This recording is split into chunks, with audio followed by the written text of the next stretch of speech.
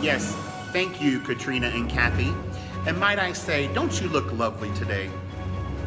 Absolutely. Hi everyone, I'm investigative reporter Michael Forehand, coming to you live from GRESA News. As a nation, are we content that 70% of our entering ninth graders read below grade level? Is it acceptable that 1 out of every 3 minority students attends a high school where 40% of the students drop out? Are we willing to spend $2.6 billion a year replacing teachers, half of whom choose to leave the profession before they finish their 6th year in a classroom? Can we excuse the fact that kids are twice as likely to be assigned to inexperienced or uncertified teachers in schools with large enrollments of poor and minority students? As a country and as a profession, we have not systematically asked these questions, let alone answered them. The Alliance for Excellent Education and many others would say that public education is in crisis, and we agree. Yet our crisis is one that is being successfully countered in hundreds of public schools across the United States. These schools enroll high proportions of underachieving children and adolescents who live in poverty but have reversed the long-standing traditions of low achievement and high dropout rates. They are models of the possible, where the mindset of "it's impossible" has been proven wrong. At GRESA News, we've made it our mission to get into the field to find these models of the possible. To study one of our diamonds in the rough, we traveled all the way to Port Chester Middle School. Port Chester Rye Union Free School District has an enrollment of 4,057 students. Within that district, and it's about 30 minutes north of the Big Apple, New York City, in Westchester County.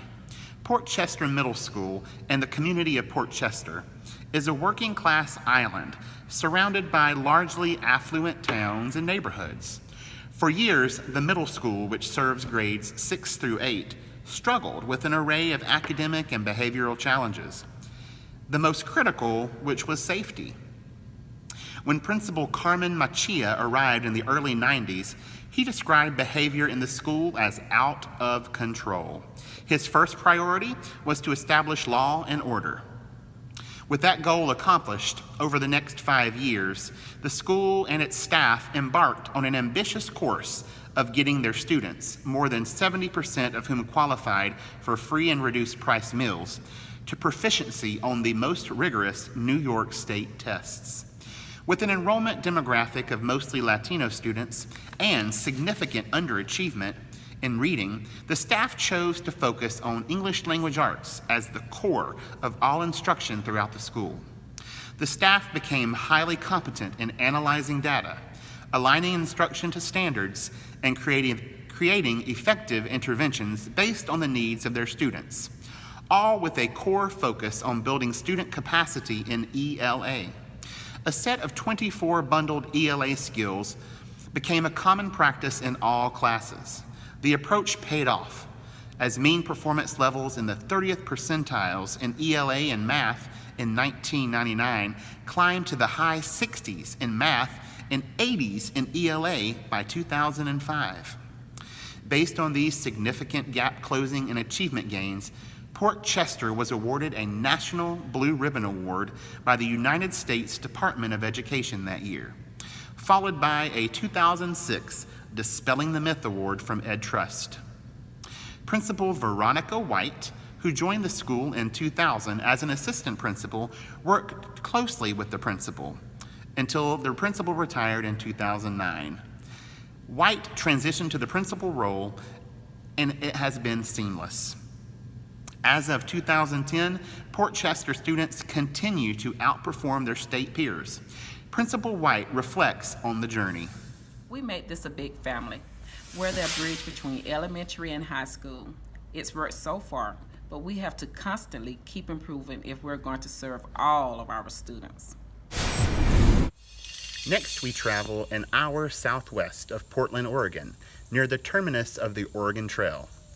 Molalla High School's doors have been open to the adolescents of rural Molalla Prairie since 1906, taking its name from the original inhabitants of the area, the Molalla Indians. The school serves the Molalla River School District of 2,600 students. The school continues to honor the tribe as its mascot. The percentage of students who are eligible for free and reduced price meals is 41%. When Kevin Ricker was hired as principal in 2005, math and reading scores for the school were topping out in the 35 to 53% range. In response to the school's focused efforts to improve, achievement climbed significantly, earning Molalla the Oregon Department of Education's 2010 Celebrating Student Success Champion Award for closing student achievement gaps and making it the only high school in Oregon to be recognized. Principal Ricker, who recently moved on to a larger high school in the Portland area, attributes the dramatic change to a dedicated staff that aligned their instruction to state standards, targeted interventions on underachieving students, reducing daily student absences and tardies, and developing a culture of high expectations and collaborative leadership. The new principal, Cindy Darcy, has assumed the reins of what she describes as We are a school on an upward trajectory that's ready to go to the next level. It's our goal to have a Nordstrom's type of culture that places meeting the needs of the students first. Finally, we travel to the great state of Minnesota, home to the largest freshwater lake in the United States. In 1999, Dayton Bluff Elementary School was one of the lowest performing schools in the District of St. Paul and the entire state of Minnesota. The school system has nearly 40,000 students. Fewer than 10% of the students were meeting state standards.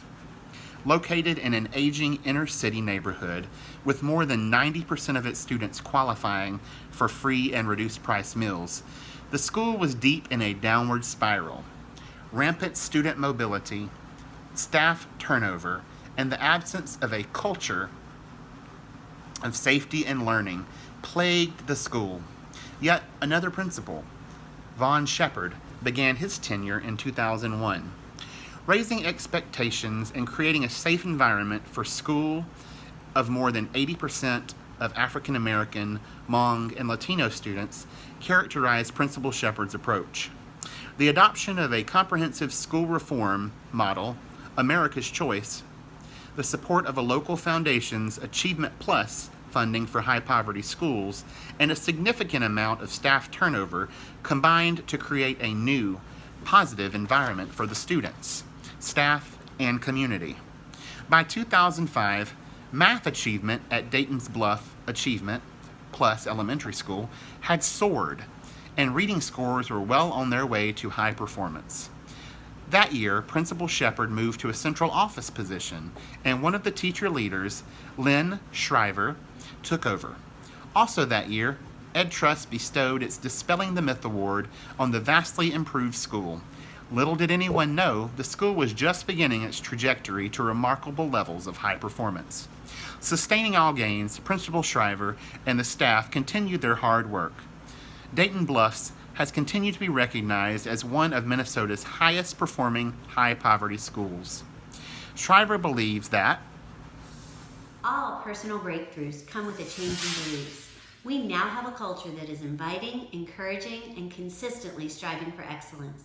We've developed a cadre of leaders who daily endeavor to empower each and every individual. You know, Katrina and Kathy, it seems that there are some common themes that were brought up as we were researching these specific schools that are making such differences in their communities.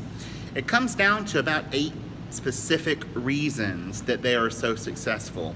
The majority of principals that I spoke with said that it's making sure that you are ensuring that schools and districts have effective leadership.